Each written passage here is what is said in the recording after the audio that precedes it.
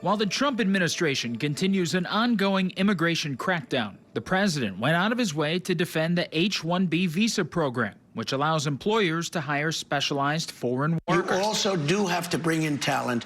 When well, we a have country plenty of talented people no, here. You don't. No, you don't. We don't have talented people here? No, you don't have. You don't have certain talents, and people have to learn. You can't take people off an unemployment line and say, I'm going to put you into a factory where we're going to make missiles. Those comments are a sharp contrast to an executive order the president signed in September, making it harder to get the H-1B visas by upping the application cost to $100,000. The previous fee was between $2,000 and $5,000. But the comments were also taken as a major slight against American workers from some of the president's most loyal defenders. All the visa programs, I think we got enough folks. I just think we got enough folks for right now. Until everybody gets a good, high-paying, high-value-added job. Numerous pro-MAGA voices on social media were outraged, with some calling it insanity and others saying we're going to lose the midterms so badly. Other members of the Trump administration defended the comments Wednesday. An American can't have that job so it's specific skills. Because we haven't built ships in the U.S. for years. We haven't built semiconductors. So this idea of overseas partners coming in, teaching American workers, then returning home, that's a home run.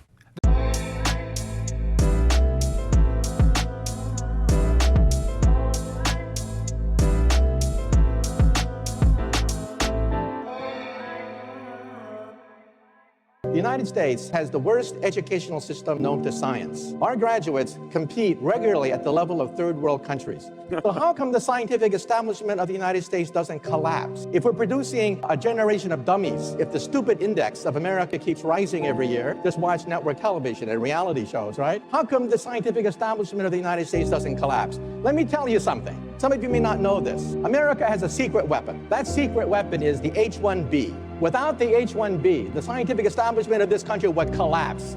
Forget about Google. Forget about Silicon Valley. There would be no Silicon Valley without the H-1B. You realize that in the United States, 50% of all PhD candidates are foreign-born? At my system, one of the biggest in the United States, 100% of the PhD candidates are foreign-born. The United States is a magnet sucking up all the brains of the world, but now the brains are going back. They're going back to China. They're going back to India. And people are saying, oh my God, there's a Silicon Valley in India now. Oh my God, there's a Silicon Valley in China. Duh, where did it come from? You remove the H-1B visa and you collapse the economy. Then Wall Street Journal editorialized against a congressman who wanted to ban the H-1B, saying they'll take jobs away from the American people. The Wall Street Journal said, look, there are no Americans who can take these jobs. These are at the highest level of high technology. They don't take away jobs for Americans. They create entire industries.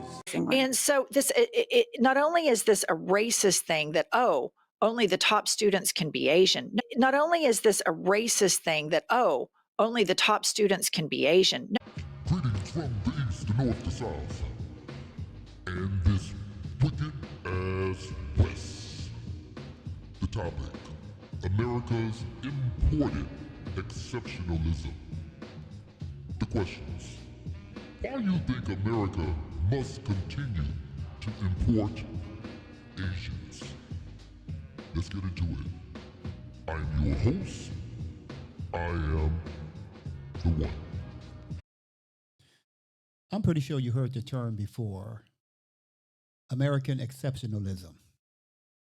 It's used by a lot of, especially white Americans, mainly white Americans. In other words, America is supposed to be so exceptional compared to other countries. But here's the thing. The little known secret is that these very, very intelligent, smart people come from other countries. Now, this is the secret that America simply will not accept. Now, we all know about racism. Racism is the cornerstone of America from the very beginning, from its very inception. America is built off of racism, but also is built off of white supremacy. Now, if you're supreme, That simply means you are smarter than everybody else. And that means every other race. Now, the cat is being let out the bag because these very, very super intelligent people that don't get the credit for Silicon Valley, these people are the anchor. These are the very, very exceptional people. Now, the term, I think it's H-1B. Those are people that are allowed to come here and study. And what America does is use their intelligence for their own innovation. Let me stop right here and let someone that have more knowledge explain H-1B. I'll be back. The H-1B visa program is a flashpoint in the national immigration debate. The program is intended for highly skilled workers doing specialized jobs. U.S. Citizenship and Immigration Services received 190,098 H-1B applications for fiscal year 2019. But the program only issues 85,000 new visas annually through a lottery. Congress changed the criteria for H-1B visa applicants to what it is today when it passed the Immigration Act of 1990. It is the most comprehensive reform of our immigration laws in 66 years. Since President Trump took office, denial rates for H-1B applications have skyrocketed as a result of his Buy American and Hire American executive order. About 66% of the H-1B applications approved in fiscal year 2018 were for computer-related occupations. Major Silicon Valley tech companies rely heavily on H-1B workers and lobby for an increase to the annual 85,000 cap.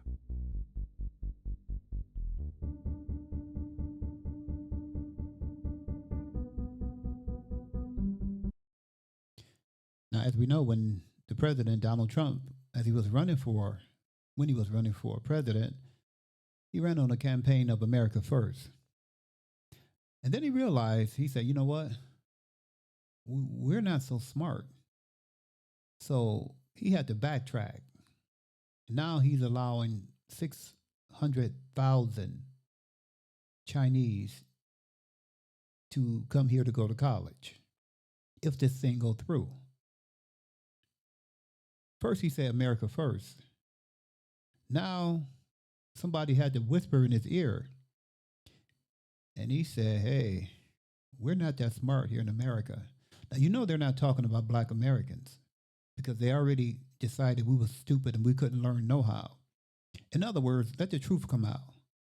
They decided that white Americans, white young Americans, are not as smart as you describe them to be when you use the term American exceptionalism. Let's continue. President Donald Trump appeared to change the nation's policy on Chinese student visas on Monday, announcing he is allowing a massive wave of students into the U.S.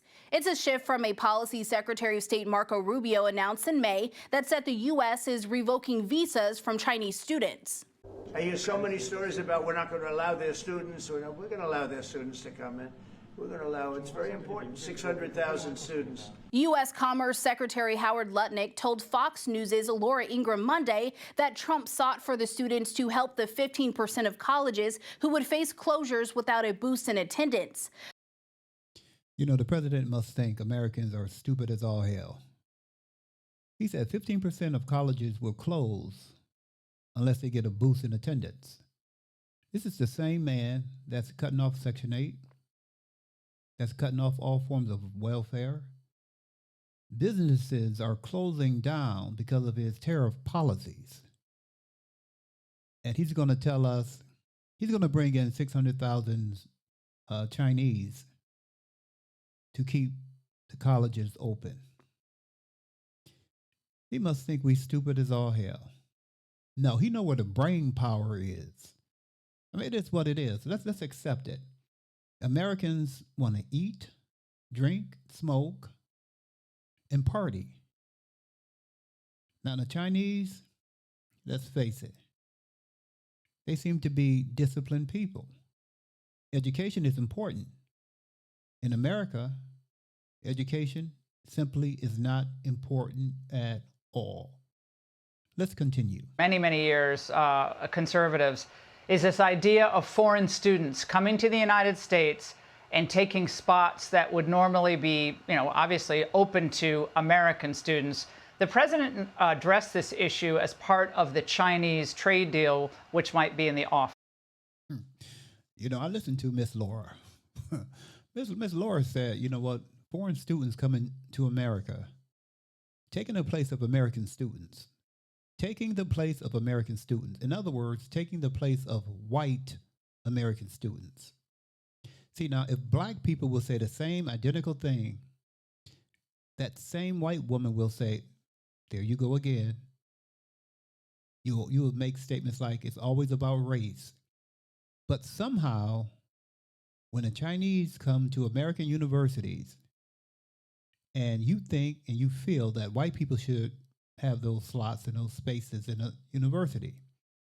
Now it's about race. See, it's not about race when you benefit. Maybe the Chinese students are just smarter. Their IQ is higher. How about that? Because you will use that same logic against black people. Let's hear what this other white lady got to say. And so this, it not only is this a racist thing that, only the top students can be Asian. No. And you know something, Miss White? I'm going to use the same logic that you use. That's why everything is not about race. It's about merit. It's about merit. Maybe they're just smarter. They just simply may be, and I do believe they are, just simply more smarter. Let's move to the final clip. Mr. Secretary, with all due respect, how is allowing 600,000 students from the communist country of China putting America first? Well, the president's point of view is that what would happen if you didn't have those 600,000 students is that you'd empty them from the top, all the students would go up to better schools, and the bottom 15% of universities and colleges would go out of business in America. So his view is he's taking a rational economic view, which is classic Donald Trump.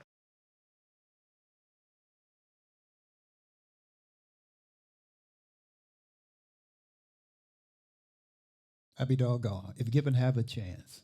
This is the same thing black people fought for, if given half a chance. The case Roe versus Wade, maybe 1973. We just wanted equal education, but white America rejected it. They said no. But the Bible said you shall reap what you sow. Now, 600,000 Chinese students, probably much higher IQ, they will be going to university. And their educational level is higher than a typical American. You shall reap what you have sown. Thank you for watching. I am your host. I am the one.